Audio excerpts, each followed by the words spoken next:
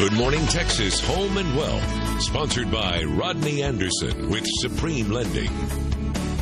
With interest rates so low, you might think that's the most important component to home shopping right now. But think again. There are actually several factors to consider besides interest rates, and our mortgage expert, Rodney Anderson, joins us with those this morning. Good morning, Rodney. Good morning, Nice Jane. to see How are you? I'm good. Thank you. Why is an interest rate not the most important thing to consider when buying a house? Well, timing the market with interest rates is almost next to impossible, and interest rates move up and down a little bit here and there. That's Right. what they've been doing the last several years. But one of the most important factors that people need to understand is, can I make my mortgage payment every month, and am I stable in my job? Because the last thing you want to do is make a 30-year or 15-year commitment and you're switching jobs all the time, or you've been laid off several times in the past. So you want to have that job security to make sure that you can make that payment each and every month. Okay, so let's talk about what is important. Yeah, one of the most important is your down payment and structuring the loan that's perfect for you. I have a couple right now that they're selling their home in Highland Village. They're going to net out about $150,000 on their home. Most people would sit there and say, I want to put it all down.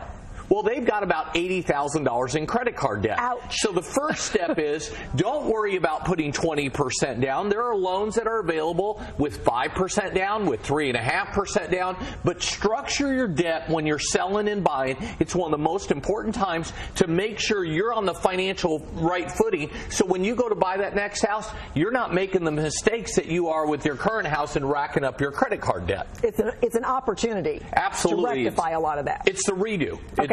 It's the do it over again. What's next after that? Well, the next step is, when people are buying homes and all that, they have to make sure that they have all their financials in order, okay? One of the most important aspects of this, Jane, is understanding that your income is important, your assets are important, your credit's important, but also making sure that you can afford that payment and doing the research on that home. One of the last things you want to do is you want to do research on a home, and then guess what? You're not ready to buy. Because if you put yourself in a position where you're not ready to buy, then you need to make sure that you rent, because not all people should be buying a home at this opportunity. I couldn't agree more. Okay, is it true that when you do buy, it's best to stay in the home long term? Yeah, one of the things that's really important is, when you're doing that, is make sure that you plan on staying there for at least 4 to 5 years normally. Okay. Flipping houses is almost next to impossible for people to make money on. They don't understand what's the nuts and bolts behind that. And we don't do financing for anybody that's going to flip homes.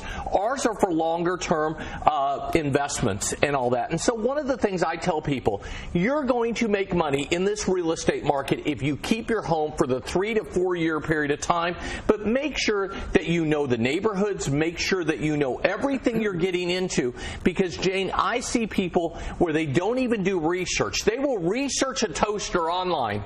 Ouch. They will research an oven online, but they will not research more of buying homes. And buying a home, buying a $300,000 or $400,000 home is not a joke anymore. You got to make sure you understand the lending part, make sure you understand the neighborhood part, and most importantly, work with people like realtors and lenders that you can truly trust. So in addition to research, buying a home can be stressful. It can be scary for a lot of people. What advice do you have for someone who has never owned a home? For the first-time home buyer, meet with your lender.